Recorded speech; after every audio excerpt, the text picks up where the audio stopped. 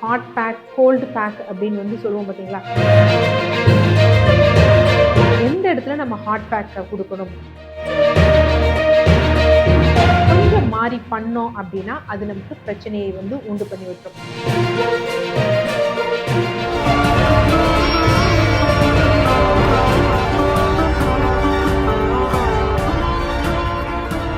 DCH viewers அனைவருக்கும் வணக்கம். தொடர்ந்து நமது சேனலுக்கு அளித்து வரும் ஆதரவிற்கு மனமார்ந்த நன்றி.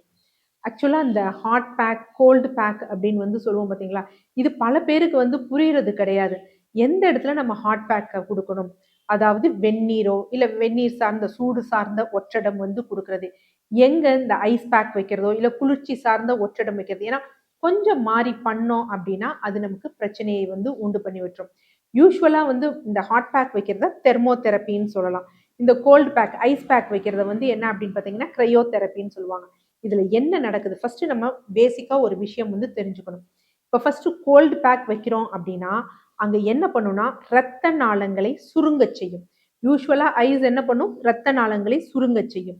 ஆனால் அதே இது ஹாட் பேக் இருக்கும்போது இரத்த நாளங்களை விரிவடைய செய்யும். விரிவடைய செஞ்சு இரத்த ஓட்டத்தை வந்து ஓட செய்யும். இந்த ஹாட் பேக் வந்து என்ன செய்யும்? இரத்த ஓட்டத்தை அதிகப்படுத்தும், இரத்த நாளங்களை விரிவுபடுத்தி. இந்த கோல்டு பேக் அப்படிங்கிறது இரத்த நாளங்களை சுருக்கி இரத்த ஓட்டத்தை வந்து சீரில்லாமல், அதாவது குறைக்கும். அப்ப எந்த மாதிரி ஸ்டேஜ்ல வந்து இருக்கும்னா, இப்போ ஒரு அடிபட்டுருச்சு, காயம் ஏற்பட்டுருச்சு அப்படின்னு வச்சுக்கோங்களேன், உடனே நம்ம அப்ரோச் பண்ண வேண்டியது என்ன அப்படின்னு பார்த்தீங்கன்னா ஐஸ் பேக் தான் வைக்கணும். அதுக்கப்புறம் கொஞ்சம் ஒரு 2 நாள் கழிச்சு அங்க வீக்கம், வலி, வேதனை போன்றவை இருந்தது அப்படின்னா நம்ம ஹாட் பேக் வந்து வைக்கணும். ஸோ அந்த மாதிரி எதுக்கு எந்தெந்தது வைக்கலாம் அப்படின்னா, இப்போ யூஸ்வலாக எனக்கு அடி ஏற்பட்டுருச்சு, சிராய்ப்பு ஏற்பட்டுருச்சு, இரத்தக்கட்டு ஏற்பட்டுருச்சு அப்படின்னா அங்கே வைக்கக்கூடியது என்ன அப்படின்னு பார்த்தீங்கன்னா ஐஸ் பேக் தான் வைக்கணும். அது மாதிரி ஒரு சர்ஜரியோ இல்லை டக்குன்னு எங்கேயோ இடிச்சுக்கிட்டோம், வீக்கம் ஏற்பட்டுருச்சு அப்படின்னா அங்கே வைக்கக்கூடியது ஐஸ் பேக் தான் வைக்கணும். அதாவது அந்த ஒரு 24 மணி நேரத்தில் வைக்கக்கூடியது ஐஸ் பேக்.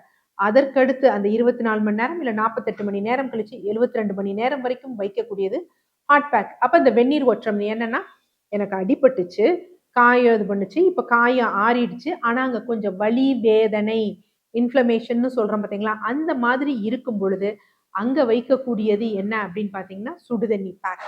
ஸோ அந்த மாதிரி தான் வந்து வைக்கணும். அதே மாதிரி இந்த பீரியட்ஸ் அப்பெல்லாம் நிறைய பேருக்கு பெயின் இருக்கும். ஸோ இந்த பீரியட்ஸ் அப்போ பெயினில் பல காரணங்கள் இருந்தாலும் ஒன்று வந்து என்ன பார்த்தீங்கன்னா தசை, அந்த வயிற்று பகுதியில் அந்த கர்ப்பப்பையில் இருக்கக்கூடிய அந்த தசை வந்து ஸ்டிஃப்னஸாக இருக்கிறது. இன்னொன்று ரத்த ஓட்டம் சீராக இல்லாமல் இருக்கும். ஸோ அந்த மாதிரி பீரியட்ஸ் பெயின் இருக்கவங்க என்ன யூஸ் பண்ணணும்னா ஹாட் பேக் தான் வந்து யூஸ் பண்ணணும். அவங்க அந்த நேரத்தில் கோல்ட் பேக் வந்து யூஸ் பண்ணக்கூடாது. அடுத்து உப்பு நீர் வாதம், அதான் யூரிக் ஆசிட், கவுட் ஆர்த்ரைட்டிஸ் இருக்கு, இல்லை சாதாரண ஒரு ஆர்த்ரைட்டிஸ், ரெண்டுலையுமே வலி, வேதனை, வீக்கம் இருக்கும்.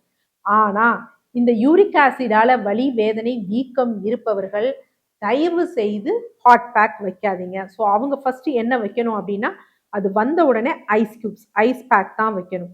ஸோ மற்ற மூட்டு வலி, வீக்கம், இடிச்சுக்கிட்டோம் அப்படிங்கிறவங்க என்ன பண்ணணும் அப்படின்னா ஹாட் பேக் வைக்கணும். இந்த ஹாட் பேக் எப்படி வைக்கணும், ஐஸ் பேக் எப்படி வைக்கணும் அப்படின்னா, ஸோ ஹாட் பேக் நிறைய பேர் பார்த்துருப்போம், அந்த ஒரு ஒரு ரப்பர் ஷீட் மாதிரி இருக்கும், அதுக்குள்ளே வெந்நீர் ஊற்றி வைக்கிறது, அந்த மாதிரியும் இருக்கு. ஸோ அப்படி இல்லாமல் என்னன்னா நல்ல வெந்நீர் கொதிச்சுட்டு இருந்ததுன்னு வச்சுக்கோங்களேன், அதில் ஒரு டர்க்கி டவலை நனைச்சிட்டு நல்லா பிழிஞ்சிடணும். பிழிஞ்சிட்டு அந்த இடத்துல மெதுவாக ஒற்றடமாக வைக்கணும். ஏன்னா அப்படியே நம்ம வச்சோம் அப்படின்னா அது பேர்ன்ஸ், தீக்காயங்களை வந்து ஏற்படுத்தும். அதே மாதிரி கோல்டு பேக்கை பொறுத்த வரைக்கும் டைரக்டா ஐஸ் கியூப்ஸை தூக்கி வைக்கக்கூடாது. ஏன்னா நிறைய பேர் கீழே விழுந்துட்டாங்க, வலிப்பட்டுருச்சு, வீக்கம் அப்படின்னு நான் பார்த்துருக்கேன், ஃப்ரிட்ஜில் இருந்து ஐஸ் கியூப்ஸை வச்சு எடுத்து தேய்ப்பாங்க. ஸோ அந்த மாதிரியும் தேய்க்கக்கூடாது. ஒரு துணியிலையோ இல்லை கிளாத்குள்ளேயோ, இல்லை இன்னைக்கு நிறைய ஜெல் பேக் இருக்கு, ஸோ அந்த மாதிரி வச்சோம் அப்படின்னா அது நமக்கு நல்ல பலன் தரும். அடுத்து பாத எரிச்சல். பாத எரிச்சலுக்கு நாங்கள் என்ன யூஸ் பண்ணணும்? வெந்நீரை வந்து கால் வைக்கணுமா இல்லை குளிர்ச்சியான தண்ணீர்ல காலை வைக்கணுமா அப்படின்னு என்ன அப்படின்னு வந்து பாருங்க.